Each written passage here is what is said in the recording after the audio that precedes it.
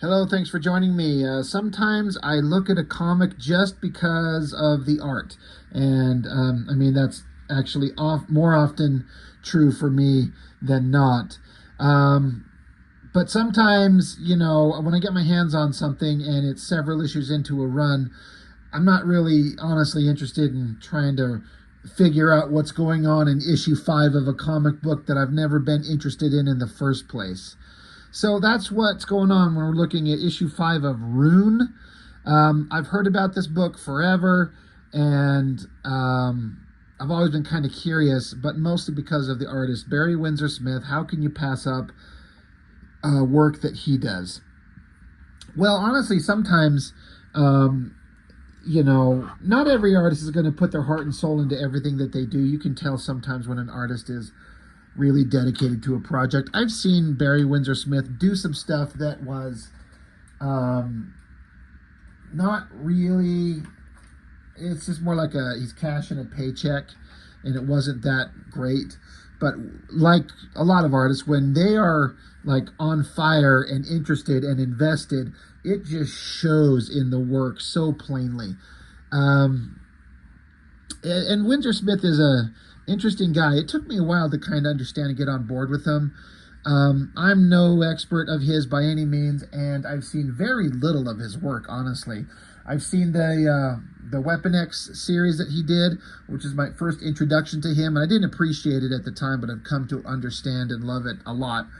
I still only have a couple of those issues. I don't even have the whole run. And then I'd see him do fill-ins on like I think I saw him do some Valiant work. I know I did a video not too long, well, it's been a couple months, where he did like a issue of Wildstorm something or other, and, with the Wildcats. And, story-wise, who cares? But the art in that and the coloring was really wild, and I really enjoyed it. And I know there's some other stuff he's done out there, some art books that I would like to pick up one of these days. But just generally speaking, I've not ever really got to see a lot of Barry Windsor Smith work in terms of a comic book that I've got my hands on. But I got a pile of comics today in a box from one of my viewers, Wiley J. Draws. He sent me a pile of stuff, and I went digging through it, and I started pulling out stuff that I knew I'd want to look at immediately just to vary it up a little bit. And I figure we'll start here. Issue 5 of RUNE. Interesting cover shot. I guess it kind of makes you wonder what the hell's going on and what exactly are we looking at? Some kind of monster creature? I've seen this character, some kind of, I don't know what he is, honestly. I guess I should say I have no clue.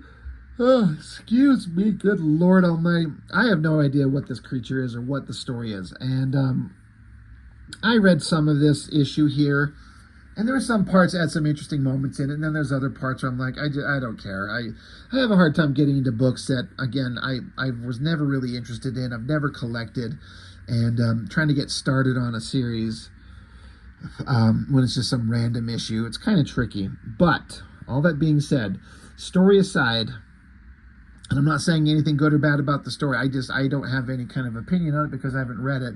I've just read a few passages in this book. Artistically, this is one of those books where I'm like, man, this looks really, really cool. And I was a little surprised. We got Barry Windsor Smith and Chris Ulm as writers. Then Barry Windsor Smith, penciler. And then a different guy, John Floyd, inking. And this is a really interesting thing. There's a kind of a line work that Barry Windsor Smith has that I've always kind of associated with. It just looks like him. And the inking on this is something that I thought was just like that line that Smith does. But it's somebody else inking him. And so I guess it's just kind of falls under that category of shit I don't know because I never followed his work that closely when I was younger. And I don't know what I don't know. But the inking in this thing is like perfectly complementary to what Barry Windsor Smith does. But it's such a unique kind of line work. It's really interesting. I don't know how to explain it. We'll get into it. Looks like a lot of, I'm assuming brush and maybe the Hunt 102 nib, if I had to guess, but I guess I don't know. Whatever the tools that are used, just the combination of this penciler and inker actually comes together really well. But also, especially the thing that really stuck out to me, color design, Barry Windsor Smith and Keith Conroy. So I don't know how the coloring on these books are done. This is September of '94, so we're right in the midst of all the Image comics. So there's, they really brought to the forefront nice glossy paper and computer colors and all that kind of thing that really kind of challenged everybody to join them in the modern days in that era. So I don't know how the coloring's done here. If Barry Windsor Smith is doing the color guides and then handing it off to this other guy, Keith Conroy, to do the computer part of it, but it's not just like the coloring being done on computers and nice paper, it's the choices. And this is kind of starting to show it. We got kind of like the standard, cool tones of this character, but all these crazy highlight, bright colors added onto this character as if like a light source from something else projecting on it. And it gets even more, I don't know, it stands out so crazy to me, to my eye. Like the color choices are so odd in a way that I would think that it would fail in any other situation, but somehow they make it work, and it gets more pronounced as we go. So this is the main character, Rune. Is he some kind of like bat vampire thing? It says he's some kind of Rune, Prince of Voids, savage and stripped to the core by the powers he would wield, is sole witness to the birth of a god. All right, that's awesome. So we flip the page over, and here he is again looking upon these two figures kind of swirling in the sky. I don't know where they're at, where this setting is. I kind of don't care. This is just one of those things where, one, the kind of crazy organic anatomy. He's a rotting corpse. Like you can see the bone structure and the flesh is gone in between the arms. Just it looks like he's a rotting corpse. And man, does he draw this really, really well. But then look at these colors. Like this is a bright light up here, so it's casting these highlights on his body. I would never think that would work. But for some reason, it works really, really well here. It just comes together. And then again, these ink lines here, they're so organic and like it looks to me again like a brush is being used. I'm looking for an example here.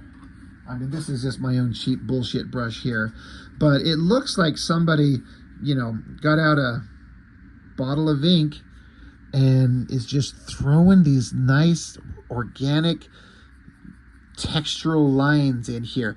And it really makes me wonder, as I say all the time, what would the pencils look like on this beforehand, and then the inks by somebody else, not Barry Windsor Smith. That's not him inking this. According to the credits page, he doesn't ink this. So there's some really nice kind of organic ink lines going on here, and I really like it. I'm just kind of flabbergasted by how good this looks. It's just really neat.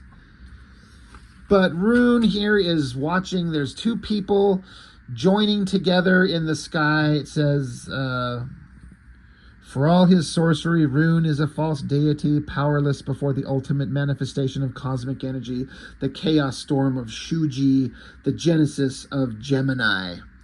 I don't know what that means.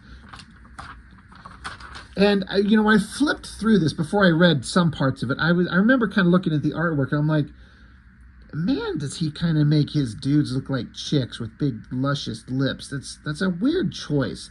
And Windsor Smith has always done interesting things with lips anyway, but not quite like that. But as I read it, it says, Noel Robinson and Eric Johnson struggle against their mutual destiny, but their starborn genes and chromosomes were destined for this moment, this time of times, as the synthesis accelerates, flesh and souls unite, melding into the raging core of a newborn star.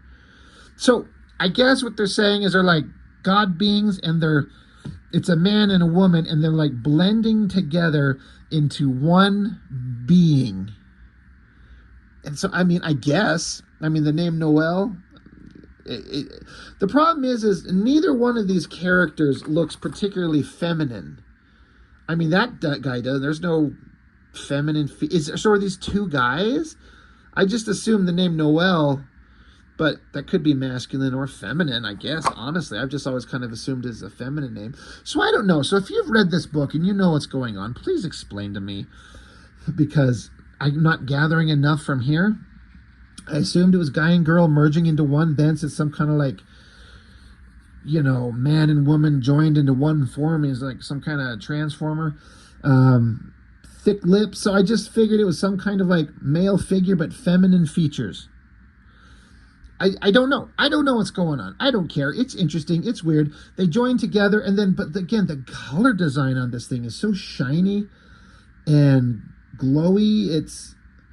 I would never think it would work, but it is so vibrant. I actually really like it. But whoever these two people are, they are now merged into this being. A sudden shimmering calm falls upon twin bodies that coalesce into one, and the reluctant young god is born into the world on the eve of its destruction. Okay. And then it says, we are one, we live. And then again, this is like masculine and feminine merged together. It's got like eyelashes and feminine lips and like a shine on them, but masculine jawline, and it's a male figure minus a dick, but I guess we don't want to draw a dick in a comic book. I mean, this is Ultraverse books. I gotta say, I never was interested in anything from Ultraverse ever, not even a little bit, not even one little microscopic bit. But the art in this book would probably made me pick it up if I ever saw these anywhere. And that's one of the other things. I never saw these books anywhere. So I always saw them in conversations in Wizard Magazine or something like that. But again, look at this coloring. Such crazy choices. It looks like a otherworldly being, and if you're, you know, writing this as this is a god being, then it works. I like it. Now I guess we cut back to something else that's going on in the story. I remember looking at this thing going, what is this pile of shit with cables and plugs coming out of it? I have no idea what's going on. Then I see there's some kind of face attached to it.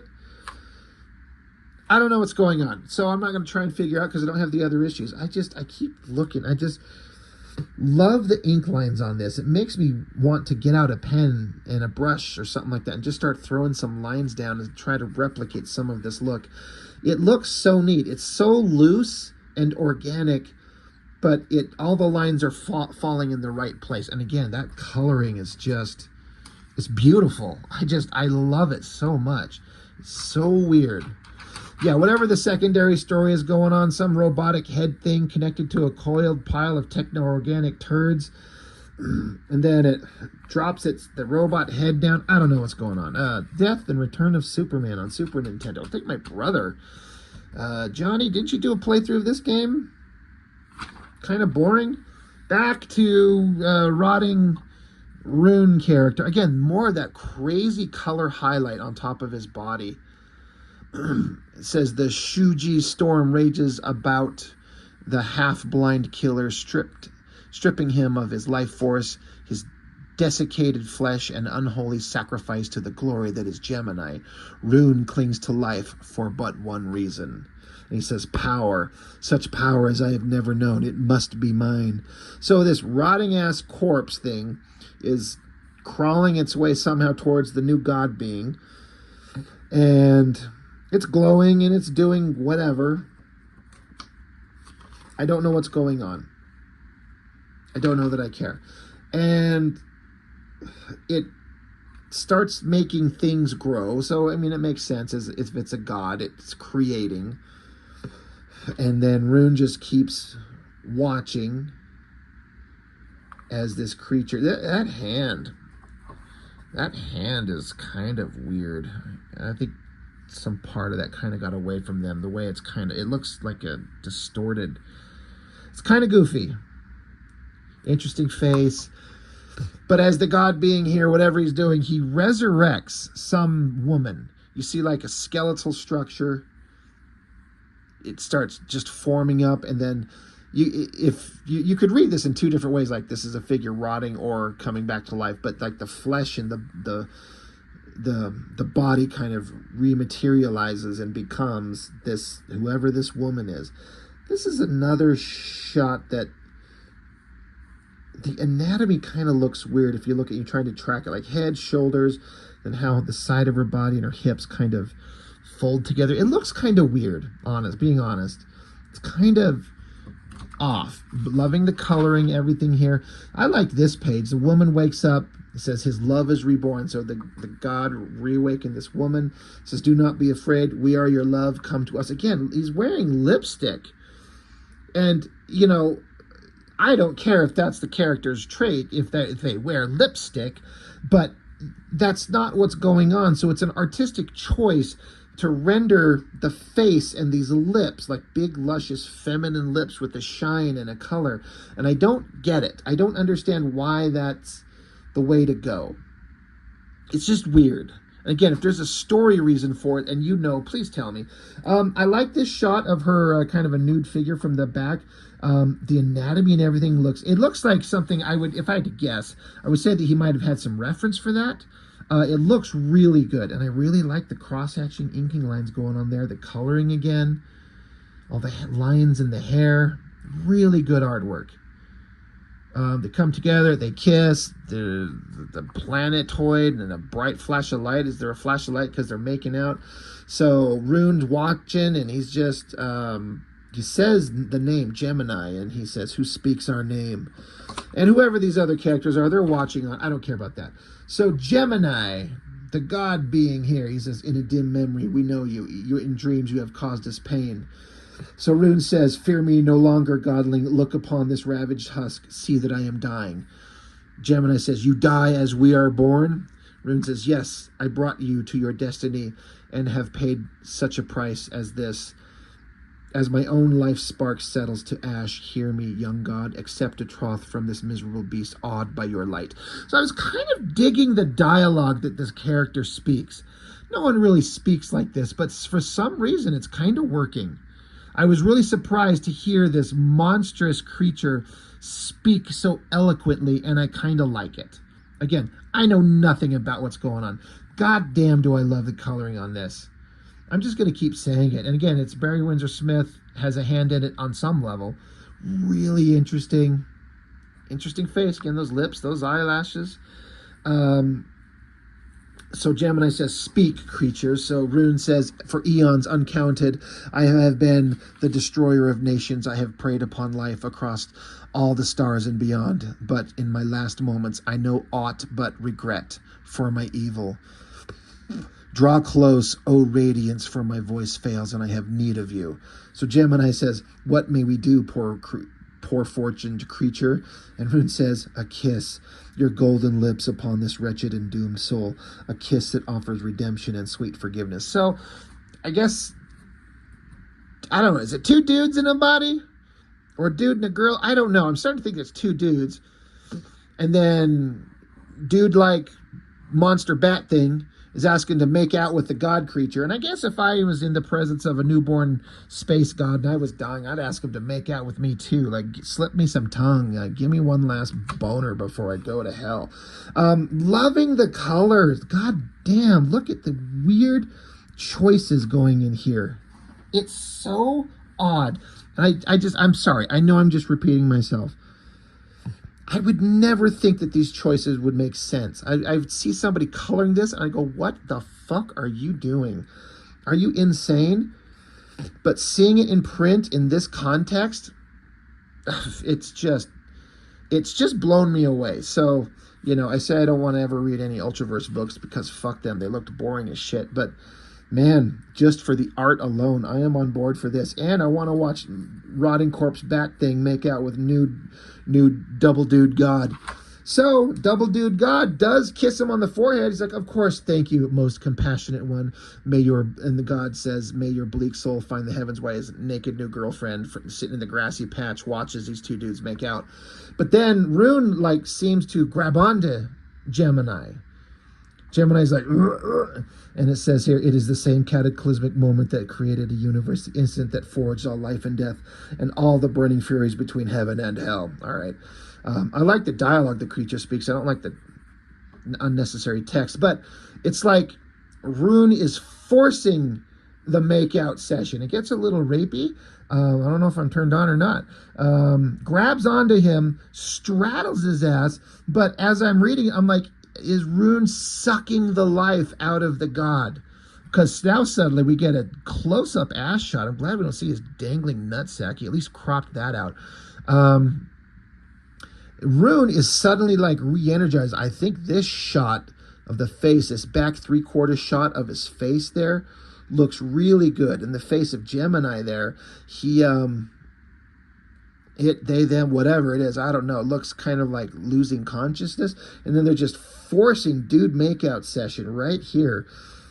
Somebody call an adult. But he's sucking the life out of him. And then God, being Gemini, suddenly doesn't have God colors anymore. Rune is reborn. He says, my debt of gratitude is yours, little fool. After a lifetime of torment, the shackles binding me are torn asunder, and my sickness has been purged, so that the Prince of Void is created anew, and all the universe shall be my feeding ground. So he tricked Gemini into letting him suck him off and suck the life out of him, and now he's reborn. I'm like, oh, okay, well, I guess I didn't see that coming. So is this a book where the star of the show is like a monstrous vampire thing? I didn't know that would be the case, but I'm on board with it. So now Rune, he's all excited. The infinite tapestry of all reality stands unraveled before me. From a single atom to the most distant galaxy, nothing is beyond my grasp. Nothing. So he's bursting with energies. Other people are watching. I don't know who they are. But I guess the energy is too much. It says, the knowledge, the power, I cannot contain it. You betray me. The Shuji energy runs amok. Your kiss will be the ruin of this earth, and earth belongs to me. Prepare yourself, godling. Now you will know my embrace. And so he like bites him like a vampire. So this is what made me go, oh, is Rune a vampire? Okay. But then Gemini, God guy, he wakes up, where am I? I feel so strange. And then it's like, I don't understand what's going on here, Sonny. It's like he wakes up, the God being bitten by Rune, but he looks different. It looks up like he's as if he's looking at his mom. I don't know what's going on. I guess he's having some kind of vision. But the God being gets up. Now they get in a fist fight against the vampire creature. So I don't know what the fuck's going on here. They fight, they talk. Rune flies off. He says, farewell, godling, seek me at your peril. So then the guy goes over. So I don't know if he doesn't have God powers anymore. I have no idea. He goes up and gets the girl who he brought back to life in this little patch of grass. It's raining now. He drags her off. And we get some other shots of some weird techno shit and a couple of child creatures being birthed in some kind of like glowing sexish testicle shit. I don't know. I don't know what's going on. I have no idea what's going on. All I know is I understand Barry Windsor Smith's art being so interesting, and it really just grabs your attention if you're looking to see this kind of thing. And then the coloring, god damn, do I love it. Just shocking to me how interesting it is. But Ultraverse, I mean, they got this whole lineup of all their books, Sludge and Mantra and Prototype. I am interested in exactly 0 of those. But Rune, book 5, I don't know what's going on, but that was some really great art. I was really into that, and I'm really glad that I got to see that. It's really informative and instructional about kind of the line work and inking and that type of thing, and I'm glad I got to see it. So I hope you found this interesting. You know, I can't talk about a book too much if I don't know much about it and I'm not interested in it, but artistically I'll always show that off. If you've read this series, was it good? Is it considered good? The only thing I seem to have a vague kind of understanding of it on, in terms of the general consensus, is that artistically it's amazing, but story-wise no one seemed to give a shit. Is that accurate, or am I completely missing the truth of it? So let me know. I'm curious. I don't know. Rune, it's worth it for the art alone. So that's all I've got. Thanks for watching. I'll see you the next time.